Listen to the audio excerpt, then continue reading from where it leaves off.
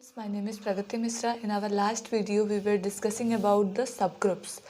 Now we will discuss algebra of subgroups, in which I will tell you about the intersection and union of two subgroups. So the first theorem is the intersection of two subgroups of a group G is a subgroup of G. That is, if you have a group and you are taking two subgroups of that group and taking the intersection of that two subgroups, then that again forms a subgroup. So today we will see the proof of this theorem, and I will tell you what is the condition for the union of two subgroups.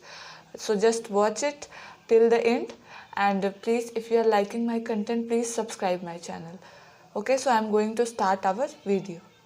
So firstly we assume let H1 and H2 be two subgroups of a group G. For H1 and H2 to be a subgroup of group G, first it have to form a subgroup firstly, since if it is not a group with respect to same binary operation as that of G, then it cannot form a subgroup. So if you have any doubt related with the subgroup, then you can see my previous video. I have discussed it clearly, so you can understand easily. So let H1 and H2 be two subgroups of a group G. So they are also subgroups, and if they are subgroups, then they must have identity. So if we take the intersection of these two subgroups, then we can understand that identity must belongs to H1 and identity must belongs to H2.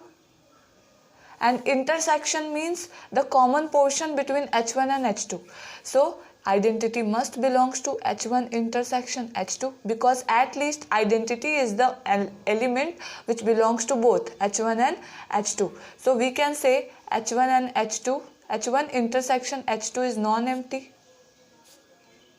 Non-empty. If this is non-empty set, then there must be some element which belongs to this set, this group. So let there are two elements A and B which belongs to H1 intersection H2. So if these two elements are belonging to H1 intersection H2, then this implies that A and B both belongs to H1 and A and B both belongs to H2. Since in the intersection we take the common portion between these two, so A belongs to, this implies A belongs to H1, A belongs to H2, B belongs to H1 and B belongs to H2. And if we apply our one-step subgroup test over here, then by A belongs to H1, B belongs to H1 and H1 is a subgroup, then we can write AB inverse belongs to H1. I discussed about the one-step subgroup test in my previous video, so you can watch it there. So AB inverse belongs to H1 since H1 is a subgroup, and if it is a subgroup, it will satisfy the one-step subgroup test. H1 is a subgroup. Similarly, we can do for H2 as well. So AB inverse also belongs to H2 since H2 is a subgroup.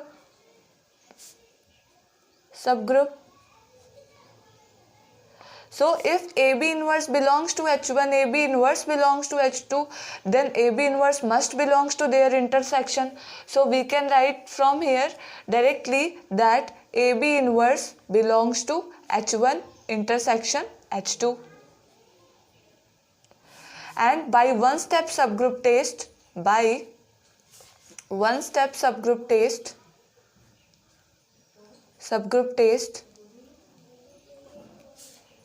we can say that H1 intersection H2 is a subgroup of G. So in this way, we can prove that the intersection of two subgroups of a group G is a subgroup of G. So I hope you understand this theorem, and if you have any doubt, you can ask me in the comment section. Now we will see the union of two subgroups. The union of two subgroups need not be a subgroup of group G. Today we will see the proof of this theorem. So our next theorem is the union of two subgroups need not be a subgroup of group G. We will prove this theorem by taking an example Because if the statement of the theorem is true, then this is true for each and every group and each and every subgroup.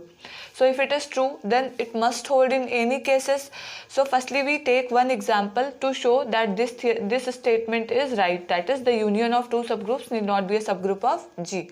So let G as the Z, that is our group is the set of integers, and this is defined with respect to the addition as the binary operation. So if I take one of the subgroup of Z, that is 2Z. I am taking one subgroup H of G as 2Z. So what type of elements are in this group? 0, plus minus 2, plus minus 3, plus minus 4, sorry, and so on. All even numbers with positive and negative sign, including 0. So if I write K, another subgroup of the G, and that is I am taking 3Z.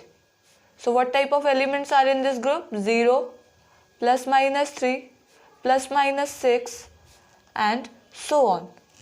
So we have to see the union of two subgroups. So we will take the union of these two. If we take the union, then we get 2Z union 3Z, and that is equal to 0, comma plus minus 2, comma plus minus 3, comma plus minus 4, plus minus 6, and so on. Okay, so if it is a subgroup, then it will satisfy closure property, that is it will satisfy all the conditions of group. So I will check only one condition and try to find that whether it is forming a subgroup or not. So I will take one element from this group, 2 belongs to H union K, and yes, 3 also belongs to H union K. We have defined this group with respect to the addition as the binary operation. So if we take two elements of H union K, and this will also form the group with respect to the addition as binary operation. So if I have taken two elements from this set, then and I apply the addition as the binary operation over these two elements, then the element that is obtaining must belongs to the given set. So if I add them, that is 2 plus 3, I have applied the binary operation over these two elements. So I am getting 5. Is 5 belonging to this set? No. So what we get, 5 doesn't belongs to H union K. So therefore H union K is not closed under addition.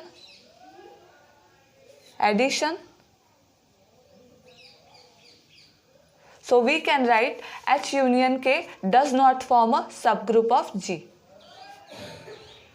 It is not a subgroup of G.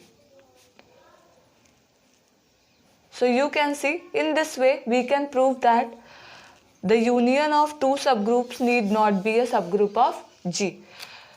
This is possible only when one is contained in other.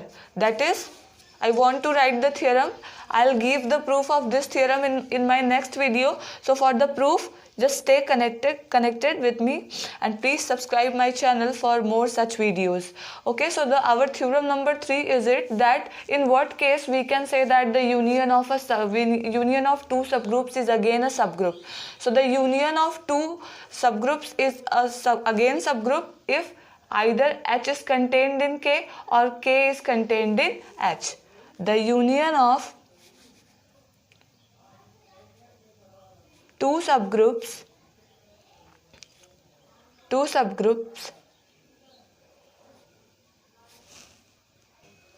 H1 and H2 is also a subgroup of G if and only if H1 is contained in H2 or H2 is contained in H1. So I will give you the proof of this theorem in my next video.